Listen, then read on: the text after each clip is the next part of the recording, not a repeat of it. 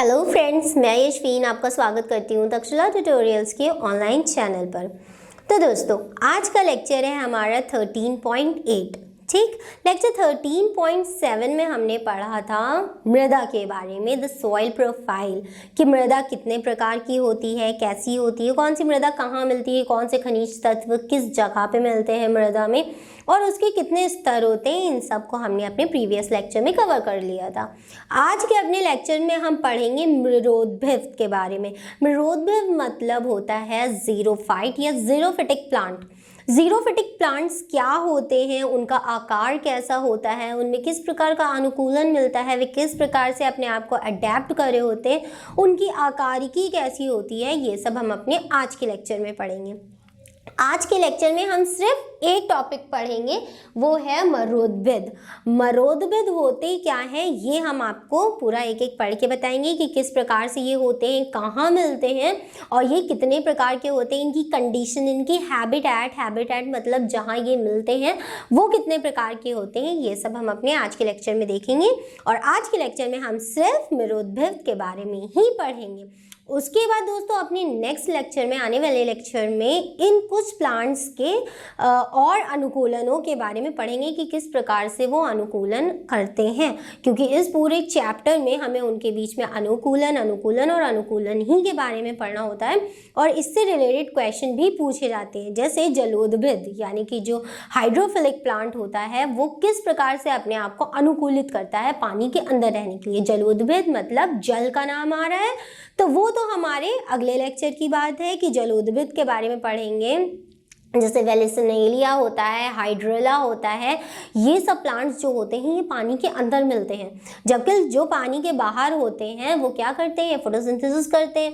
लेकिन ऐसा नहीं है कि जो पानी के अंदर होते हैं वो फोटोसिंथेसिस नहीं करते, वो भी प्लांट फोटोसिंथेसिस करते हैं। किस प्रकार से करते हैं ये हम आपको अपने नेक्स्ट लेक्चर में बताएंगे, जो कि हमारा लास्ट लेक्चर भी होगा। ठीक, 13.9 जो लेक्चर होगा वो हमारा इस चैप्टर का लास्ट लेक्चर होगा। उसके बाद हम 14 चैप्टर पढ़ेंगे, दैट इज इकोसिस्टम और पारितंत्र। ठीक, तो चलिए दोस्तों, आज का अपना लेक्चर शुरू करते हैं, जो कि है 13.8। और 13.8 में आज हम सिर्फ पढ़ेंगे मरोद्भिद के बारे में, दैट इज जीरोफिटिक और जीरोफाइट प्लांट्स, कि ये क्या होते हैं और किस प्रकार से अपने आप को अडेप्ट करते हैं या अनुकूलित करते हैं। तो चलिए दोस्तों, पढ़ते हैं इसको। सबसे पहले, शुष्क आवास स्थल पर पाई जाने वाली वनस्पति को शुष्कोद्भिद या मरोद्भिद जीरोफाइट्स कहते हैं। मतलब इस पॉइंट से हमें क्या समझ में आता है कि जो ये जीरोफिटिक मरोद्भिद प्लांट होते हैं वो कहाँ मिलेंगे, शुष्क आवास, जहाँ का आवास, जहाँ की जगह। आवास मतलब दोस्तों ये होता है कि जहाँ पर वो वनस्पति रहती हो या जहाँ पर वो उगती हो। अब देखिए, अलग अलग प्रकार की वनस्पति अलग अलग जगहों पे उगती है। ज़रूरी नहीं है कि कैक्टस को हम यहाँ पर उगा लें, नहीं, कैक्टस यहाँ नहीं उग सकता है, हम नहीं उसे उगा सकते। अगर यहाँ पे उगा भी रहे हैं तो उसको वो सारी फैसिलिटीज़ देनी पड़ेंगी जो कि एक डेजर्ट एरिया की होती हैं। ठीक, तो इसी प्रकार से मरोद्भिद भी होते हैं। मरोद्भिद शुष्क आवास स्थल पर पाई जाने वाली वनस्पति, ऐसी वनस्पति जो कहाँ मिले, शुष्क आवास पर, जहाँ जो पूरा हैबिटेट होता है, जो आवास स्थल होता है वो काफ़ी ज़्यादा शुष्क और ड्राई हो, बिल्कुल ड्राई। ठीक, शुष्कोद्भिद मरोद्भिद कहते हैं ऐसे वास स्थानों में जल की अत्यधिक कमी पाई जाती है। दोस्तों, सिंपल सी बात है, अगर शुष्क स्थान है तो वहाँ क्या होगा, शुष्क होगा, क्योंकि पानी की कमी होगी।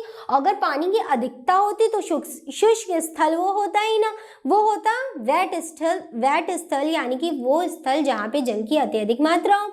लेकिन जो इस प्रकार के प्लांट होते हैं वो ऐसी जगह उगते हैं जहाँ शुष्क आवास हो। ठीक, पहली पॉइंट। दूसरी पॉइंट, ऐसा स्थान, ठीक, ऐसे वास स्थानों में जल की अत्यधिक कमी पाई जाती है, यानी कि ऐसे वास स्थान जहाँ पर ये मरोद्भिद उत्पन्न होते हैं, निकलते हैं, वहाँ पर पानी की बहुत ही ज़्यादा क्या होती है, कमी होती है। इस प्रकार के पादप लंबी अवधि के शुष्क अनावृष्ट काल में भी जीवित रह सकते हैं।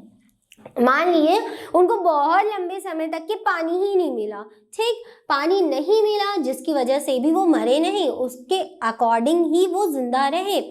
ठीक दोस्तों, तो पादप लंबी अवधि के शुष्क अनावृष्ट काल में, मतलब बिल्कुल पानी की कमी में, बिल्कुल पानी के काल में क्या है, वो जीवित रह सकते हैं। अतः इनमें जलाभाव की अत्यधिक सहिष्णुता होती है। मतलब जल अभाव मतलब होता है जल का अभाव, जल की कमी, जल का बिल्कुल से ना होना। अत्यधिक मात्रा में जल उत्पन्न करने के पश्चात भी जल पौधों के को उपलब्ध नहीं हो पाता है। अगर जल की बहुत अधिक मात्रा है फिर भी क्या होता है, वो उनको जल को पौधों में नहीं मिलता है। इस प्रकार के आवास कायिकी दृष्टि से शुष्क, कायिकी दृष्टि से क्या होते हैं, शुष्क, बिल्कुल ड्राई, मतलब फिजियोलॉजिकली ड्राई होते हैं। शुष्क आवास स्थल भी निम्नलिखित प्रकार के होते हैं। अब ऐसा नहीं शुष्क आवास स्थल एक ही हो गया, हमारा भारत कितना बड़ा है तो उसमें एक शुष्क आवास हमें मिलेगा, नहीं, उसमें होते हैं 3 शुष्क आवास। वो 3 शुष्क आवास है, एक है फिजिकली ड्राई हैबिटेट, ठीक, दूसरा है फिजियोलॉजिकली ड्राई हैबिटेट और तीसरा है physically and physiologically dry habitat. हमें इंग्लिश में लिखा है, कोई बात नहीं है, हम अभी हिंदी में इसको फिर से लिख देंगे जब हम इसको पूरा डिस्क्राइब करके एक एक आपको बताएंगे कि ये क्या क्या होते हैं। सबसे पहला है physically dry habitat, physically dry होगा, ठीक, दूसरा है फिजियोलॉजिकली ड्राई हैबिटेट और तीसरा है द बोथ, ठीक, ऊपर दोनों वाले, physically and physiologically dry habitat. इन तीनों के बारे में अब हमको पढ़ना है, लेकिन फिर से हम इसका क्विक रिवीजन आपको करा दें, क्योंकि अगर क्वेश्चन पेपर में आए मुरोद्भिद क्या होते तो आपको यहाँ से यहाँ तक के पूरा लिखना पड़ेगा कि मुरोद्भिद होते क्या है। मुरोद्भिद होते हैं शुष्क आवास में पाई जाने वाली जितनी वनस्पतियां होती हैं वही क्या कहलाती हैं दोस्तों, मुरोद्भिद। ये ऐसे स्थान में रहती हैं जहाँ पर पानी की अत्यधिक कमी होती है, जल की अत्यधिक कमी होती है। लेकिन जल की अत्यधिक कमी होने के बावजूद भी ये जो वनस्पति होती हैं ये मरती नहीं है, ये जीवित रहती हैं। इनको बिल्कुल नन के हिसाब से भी पानी मिले फिर भी ये वहां पर ग्रो करती हैं और वनस्पति नई नई उत्पन्न करती हैं, ठीक। जल का अभाव होता है, यहाँ तक कि बस इतना समझ लिए, इतना काफ़ी है मरोद्भिद में। और दूसरी बात कि ये वाला क्वेश्चन शॉर्ट में भी आ सकता है और लॉन्ग में भी आ सकता है, लेकिन ज़्यादातर हमने देखा है कि ये जो क्वेश्चन है वो लॉन्ग में ही आया है। हर साल पूछा जाता है, 2013 से लगातार ये क्वेश्चन पूछा जा रहा है, मरोद्भिद क्या है। नागफनी का पौधा पूछा जाता है क्योंकि इसका एक one of the most expensive example है नागफनी का पौधा, ठीक, जो भी मुरोद्भिद ही है। मुरोद्भिद ही है क्यों, क्योंकि वो भी ऐसे ही शुष्क स्थानों में उपस्थित होता है और उत्पन्न होता है। तो दोस्तों मुरोद्भिद के बारे में हमने आपको बता दिया। अब हमें क्या करना है, इनके प्रकार देखने, शुष्क आवास के प्रकार, शुष्क आवास के प्रकार देखेंगे, फिर देखेंगे कि ये कौन कौन सी वनस्पति होती हैं जो इन शुष्क आवासों में उत्पन्न होती हैं। ये अलग अलग प्रकार के शुष्क आवास है। अब कहीं ऐसा आवास होता है, अब नॉर्मली इमेजिन करिए कि एक ऐसा स्थान है जहाँ की वायु तो बहुत ही ज़्यादा वेट है, मतलब ऐसी हवा जिसमें लगता है कि पानी चल रहा हो, पानी चल नहीं रहा हो, मतलब ऐसा लगता है गीली गीली सी हवा लगती है, बहुत ही ज़्यादा ठंडी ठंडी सी गीली गीली सी हवा लगती है। और एक हवा होती है जो बिल्कुल लू की तरह चलती है, जो कि गर्मियों में चलती है, ठीक। तो ये उन्हीं कंडीशन पे बस डिपेंड है। कुछ ऐसे होते हैं कि ज़मीन बहुत गीली होती है और हवा बहुत शुष्क होती है, और कहीं दोनों जगह गीला गीला होता है, वेट होता है, वेट मतलब गीला होता है या शुष्क बिल्कुल नहीं होता है। तो वो तो मरुद्भिद के लिए बिल्कुल नहीं है। हमें ऐसे हैबिटेट देखने, ऐसे आवास स्थान देखने हैं जो कि शुष्क हो। तो चलिए दोस्तों पहले हम लिख देते हैं कि कितने प्रकार के शुष्क आवास होते हैं। अरे कितने प्रकार के होते हैं वो तो हमने आपको लिख के बता दिया कि 1 2 3 प्रकार के होते हैं। अब इन तीनों को डिस्क्राइब में पढ़ेंगे और उसके बाद फिर आगे देखेंगे कि हमें मरुद्भिद में और क्या क्या पढ़ना है। तो दोस्तों हमने तीनों आवास स्थान के बारे में लिख दिया है। अब हम इसे एक एक करके आपको समझाते हैं। सबसे पहले था physically dry habitat. Physically dry habitat को हिंदी में कहते हैं भौतिक दृष्टि से शुष्क आवास स्थान, मतलब ऐसे स्थान जो कि भौतिक दृष्टि से केवल शुष्क है। इसमें क्या होता है, ऐसे स्थानों की मृदा में जल को धारण करने व इसे रोके रखने की क्षमता बहुत ही कम होती है। मतलब ऐसे स्थान जहाँ की मृदा, अब पौधे कहाँ निकलते हैं, मृदा में ही तो निकलते हैं। तो ऐसे स्थान जहाँ पर मृदा को जल धारण करने की बहुत कम क्षमता होती है और वहाँ पे भी जल भी बहुत कम मिलता है, ऐसे रोके रखने की क्षमता बहुत ही कम होती है तथा वहाँ की जलवायु भी शुष्क पाई जाती है। जलवायु मतलब वहाँ की हवाएं जो होती हैं वो भी बहुत ही ज़्यादा शुष्क पाई जाती हैं। इसका एग्जाम्पल है, जैसे इसका एग्जाम्पल आप देख सकते हैं, मरुस्थल व व्यर्थ भूमि, चट्टानी सतहें, जो चट्टान की सतहें होती हैं वो मरुस्थल व व्यर्थ भूमि, ये सब इसके एग्जाम्पल्स हैं जो कि आपको कहाँ देखने को मिलते हैं, भौतिक दृष्टि से शुष्क आवास, जो कि भौतिक दृष्टि से शुष्क होते हैं। यहाँ पर क्या होता है, ये ऐसे स्थान है जहाँ जल धारण करने की क्षमता बहुत ही ज्यादा कम होती है और इसे रोके रखने की काफी मिट्टी होती है जो बहुत देर तक ये मॉइस्ट रहती है, मॉइस्ट मतलब गीली रहती है, लेकिन बहुत सारी ऐसी मिट्टी होती है जो जल को ड्रेन कर देती है, निकाल देती है और फिर से शुष्क हो जाती है। मिट्टी जल के धारण करने की क्षमता काफी ज्यादा कम होती है। फिर दूसरा हमारा था फिजियोलॉजिकली ड्राई हैबिटेट, मतलब कायिकी दृष्टि से शुष्क आवास स्थल। अब ये क्या होते हैं, ऐसे आवास स्थलों पर जल प्रचुर मात्रा में उपलब्ध रहता है परंतु पौधे सुगमता से इसका उपयोग या अवशोषण नहीं कर पाते। इन स्थानों में क्या था, जल भी बहुत कम था और जल धारण करने की क्षमता बहुत ही ज्यादा कम थी मृदा की। ये वाला जो दूसरा हमारा हैबिटेट है, दूसरा आवास स्थल है, इसमें क्या है, जल आपको भरपूर मिलेगा, जल भरपूर मिलेगा, जल की प्रचुर मात्रा होगी, परंतु जो वहाँ के पौधे होंगे वो उसका अवशोषण नहीं कर पाएंगे और उसका उपयोग भी नहीं कर पाएंगे। इसका एग्जाम्पल है अम्लीय स्थान या अलवणीय स्थान और ठंडे स्थान। ठंडे स्थानों में क्या होता है दोस्तों, बर्फ होती है और बर्फ किसकी बनी होती है, पानी की ही तो बनी होती है। तो वहाँ पर क्या होता है, इतनी अच्छी क्वांटिटी में वाटर होता है, जलवायु भी काफ़ी गीली होती है, लेकिन जो बेचारे प्लांट्स हैं वहाँ के वो इसका उपयोग या उसका अवशोषण नहीं कर सकते हैं। ठीक, तो ये भी एक टाइप से ड्राई स्थान हो गया कायिकी दृष्टि से। क्यों, क्योंकि वो पूरी तरीके से ड्राई नहीं था, वो कायिकी दृष्टि से मतलब फिजियोलॉजिकली ड्राई था, पूरी तरीके से ड्राई नहीं था, जबकि ऊपर वाला जो था वो ड्राई स्थान था।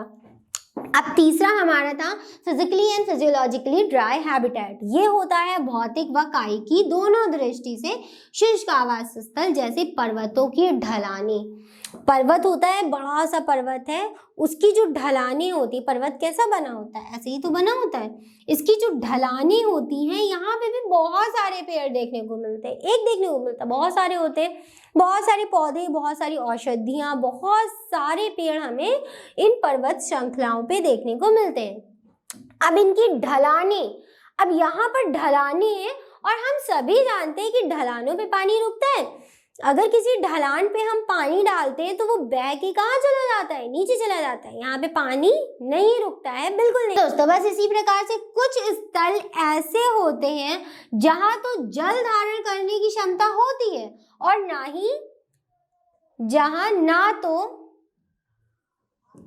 तो जल धारण करने की क्षमता होती है और ना ही पौधों का उसका उपयोग करने की क्षमता होती है, क्योंकि यहाँ से मान लीजिए जल डायरेक्ट नीचे बहा जा रहा है, अगर बारिश का पानी आ भी रहा है तो वो डायरेक्ट नीचे चला जा रहा है। ठीक, कुछ स्थान ऐसे होते हैं जहाँ ना तो जल धारण करने की क्षमता होती है और ना ही पौधों पे उसका उपयोग करने की क्षमता होती है, जैसे पर्वत की ढलानें, पर्वतों की जो ढलानें होती हैं वो इसका सबसे अच्छा एग्जाम्पल है। फिजिकली एंड फिजियोलॉजिकली मतलब भौतिक व कायिक दृष्टि से शुष्क आवास स्थल।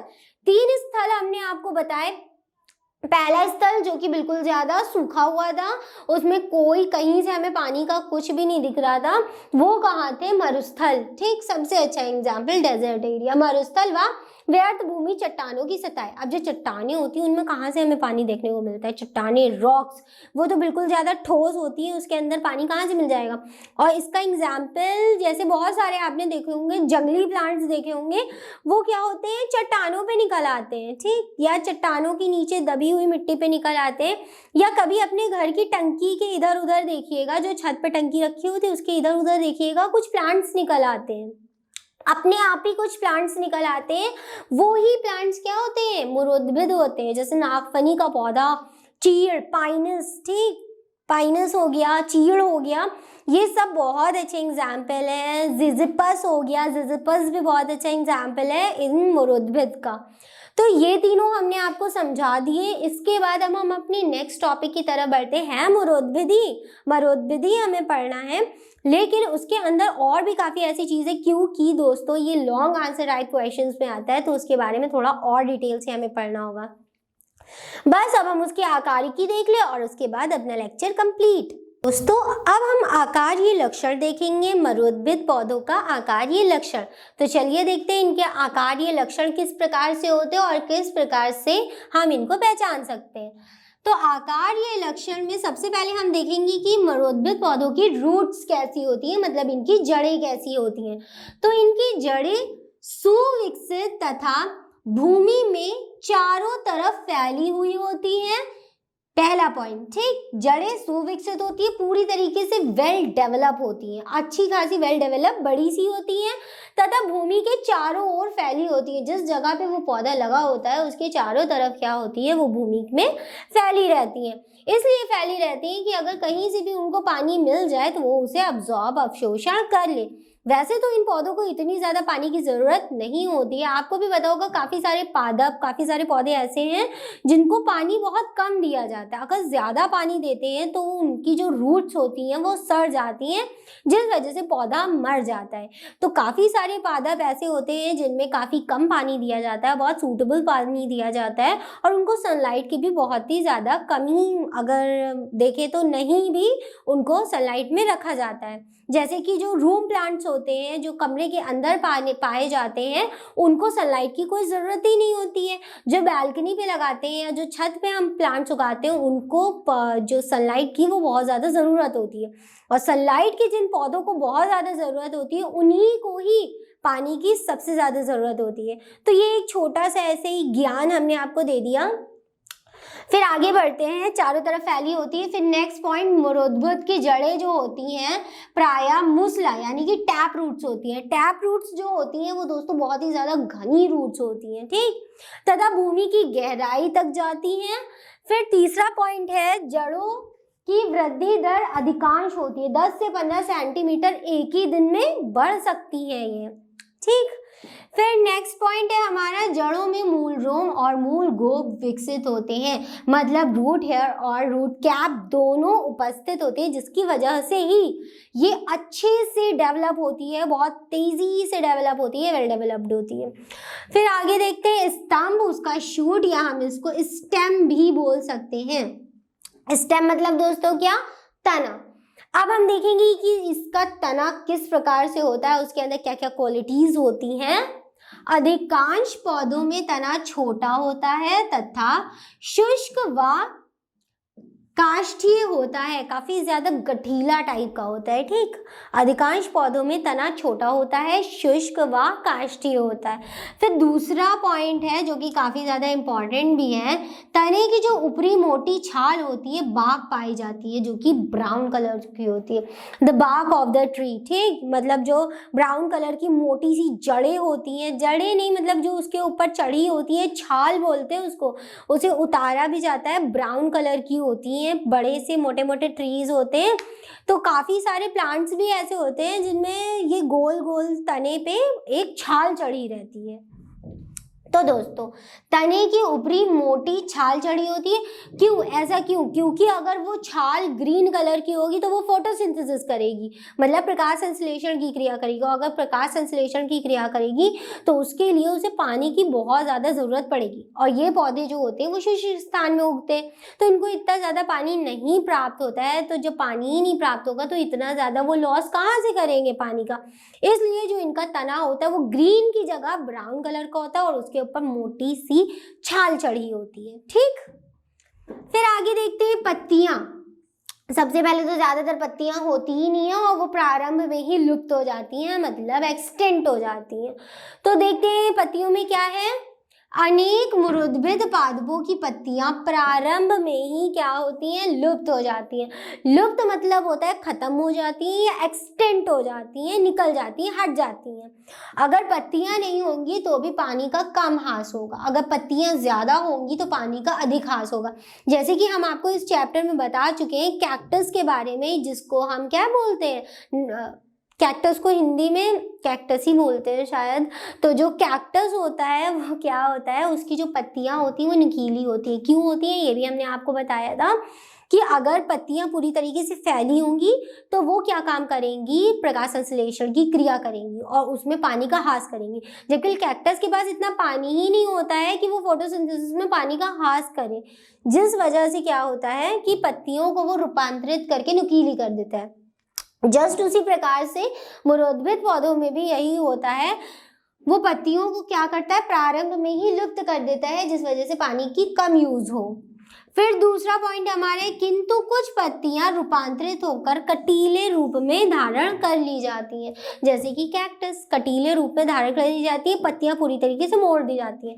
नॉर्मल पत्ती कैसी होती है, ऐसी होती है, लेकिन कुछ पौधे ऐसे होते हैं ठीक, किंतु कुछ पत्तियां रूपांतरित होकर कटीले रूप में धारण हो जाती, जैसे कुछ इस प्रकार से। ठीक, मान लीजिए ये पत्ती थी और हमने इसको मोड़ दिया, ये पत्ती थी, हमने इसको क्या किया, यूं करके पतला पतला मोड़ दिया, तो मोड़ने के बाद ये कैसी होगी, कुछ ऐसी नुकीली होगी। देखिए इसका सरफेस कम हो गया ना, तो मतलब ये फोटोसिंथेसिस भी कम करेगी, जिसकी वजह से पानी का हास भी कम होगा। फिर last but not the least हमारा आखिरी बचता है पुष्प, फल और बीज, फ्लावर, फ्रूट एंड सीड। अब ये किस प्रकार से होते हैं, ज्यादातर में तो नहीं होते हैं और एक अनुकूल परिस्थिति में ही ये निकलते हैं। तो देखिए फ्लावर, फ्रूट और सीड मुरुद्भिद पौधों की कैसी होती है। मुरुद्भिद पौधों में पुष्प व फल का निर्माण अनुकूल समय में ही होता है, हर समय नहीं होता है। केवल ये उसी समय अपने फूलों को फलों में विकसित करते हैं या फूलों को उत्पन्न करते हैं और उसके बाद फलों में विकसित करते हैं, वो एक अनुकूल परिस्थिति में हो करते हैं। जब उनके पास सारा सामान अवेलेबल होता है तब वही उनकी अनुकूल परिस्थिति होती है। अब जैसे मान लीजिए अगर उनके पास पानी नहीं है और सनलाइट है, तब भी वो पुष्प उत्पन्न नहीं कर सकते हैं। और मान लीजिए अगर उनके पास सनलाइट है और पानी नहीं है, तब भी वो नहीं उत्पन्न कर सकते। हमने उल्टा बोल दिया क्या, अगर दोनों में से कोई एक चीज नहीं है तो वो उनकी अनुकूल परिस्थिति नहीं है जिसमें वो पुष्पों को उत्पन्न कर सके। ठीक दोस्तों, समझ गए आप। फिर उसके बाद आगे बढ़ते हैं, फल व बीज कठोर मोटे आवरण से ढके होते हैं। बस यहीं तक कि इसमें था, ये हमारी आकारिकी थी। आकारिकी लक्षण मतलब उसकी जो फिजिकल अपीयरेंस है वो किस प्रकार से है, ये भी हमने आपको बता दिया। तो दोस्तों मुरुद्भिद हमारा यहीं पे कंप्लीट होता है कि मुरुद्भिद क्या होता है, किस प्रकार से होता है, इसके बारे में हमने सब कुछ पढ़ लिया। किस स्थान पे होता है, उन स्थान के प्रकार भी हमने आपको बता दिए। इसके बहुत अच्छे एग्जाम्पल है, जैसे जिजिपस। ठीक, जरूरी नहीं है कि आप वो एग्जाम्पल याद करें जो बहुत ज़्यादा टफ हो या बहुत ज़्यादा खतरनाक हो कि नहीं हमें उन्हीं को पढ़ना है। नहीं, ज़रूरी नहीं है कि आप सारे एग्जाम्पल्स पढ़ें।